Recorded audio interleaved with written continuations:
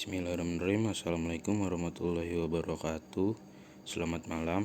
Nama saya Muhammad Thomas Pangukir dari kelas 10 TKJ 1. Di sini saya akan mempresentasikan tentang optik fisis dan optik geometri.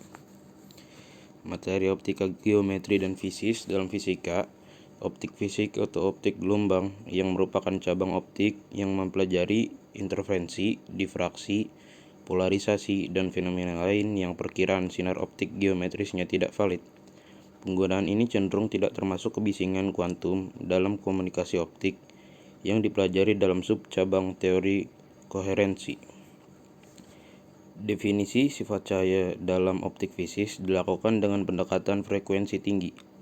Teori pertama dicetuskan oleh Robert Hooke pada sekitar tahun 1660.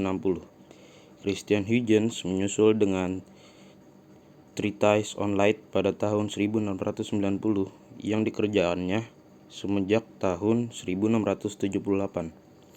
Cahaya didefinisikan sebagai emisi deret gelombang ke segala arah dalam medium yang disebut luminiferous ether.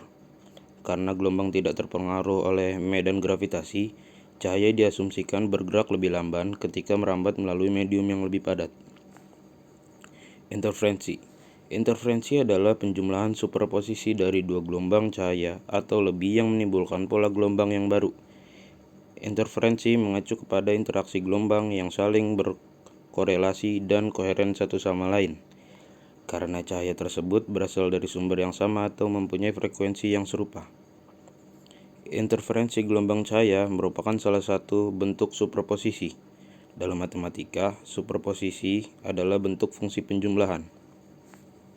Difraksi merupakan suatu fenomena gelombang yang terjadi sebagai respon gelombang terhadap halangan yang berada pada arah rambatnya. Pada gelombang cahaya, difraksi adalah istilah yang digunakan untuk menjelaskan respon cahaya dengan sinar yang melengkung mengitari halangan kecil pada arah rambatnya, dan radiasi gelombang yang menyebar keluar dari sebuah ranah atau celah.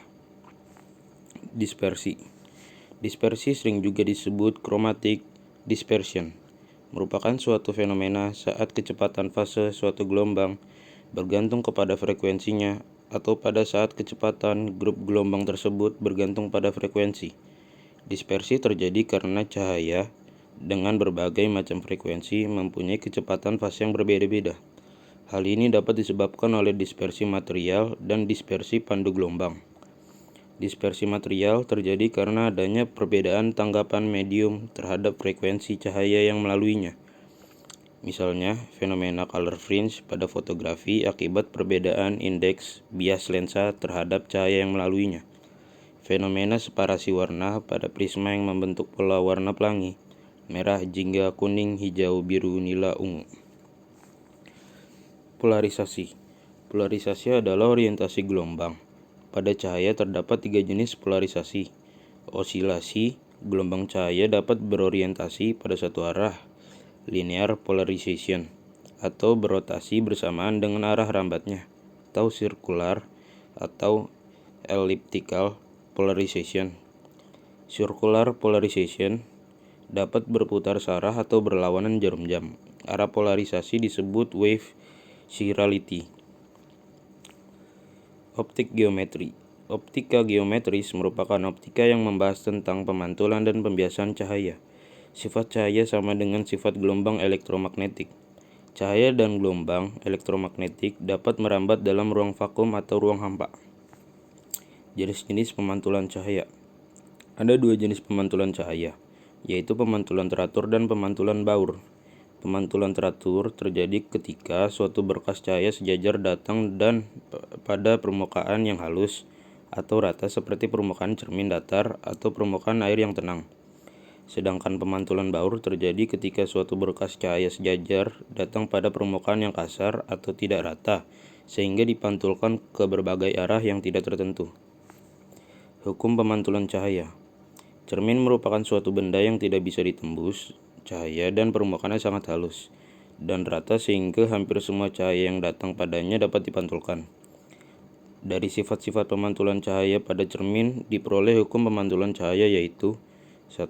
Sinar datang, garis normal dan sinar pantul terletak pada satu bidang datar. 2. Sudut datang sama dengan sudut pantul. Keterangan. Sinar datang adalah sinar yang datang ke cermin. Sinar pantul adalah sinar yang dipantulkan ke cermin. Garis normal adalah garis yang tegak lurus permukaan cermin. Sudut pantul adalah sudut antara sinar pantul dan garis normal. Pemantulan cahaya pada cermin datar.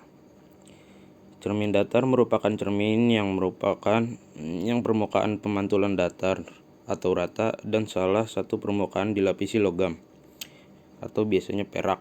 Dalam kehidupan sehari-hari, contoh cermin datar adalah cermin yang biasa kita gunakan untuk berhias. 2.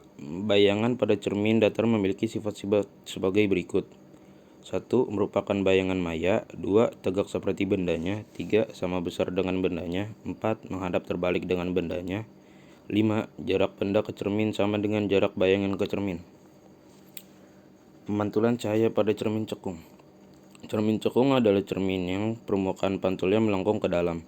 Cermin cekung bersifat mengumpulkan sinar pantul atau konvergen. 3 sinar istimewa pada cermin cekung yaitu 1. Sinar datang sejajar sumbu utama cermin akan dipantulkan melalui titik fokus F. Sinar datang melalui titik fokus akan dipantulkan sejajar sumbu utama. Sinar datang melalui titik pusat kelengkungan M akan dipantulkan kembali melalui titik pusat kelengkungan tersebut. Pemantulan cahaya pada cermin cembung. Cermin cembung merupakan jenis cermin lengkung yang permukaan pantulnya melengkung keluar. Cermin cembung disebut juga cermin divergen karena cermin cembung bersifat menyebarkan cahaya yang mengenainya. 3 sinar istimewa pada cermin cembung yaitu 1. Sinar datang sejajar sumbu utama dipantulkan seolah-olah berasal dari titik fokus cermin.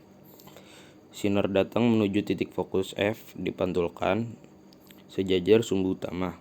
3. Sinar datang menuju titik pusat kelengkungan cermin atau M dipantulkan kembali seakan-akan datang dari titik pusat kelengkungan tersebut. Sekian dari saya. Wassalamualaikum warahmatullahi wabarakatuh.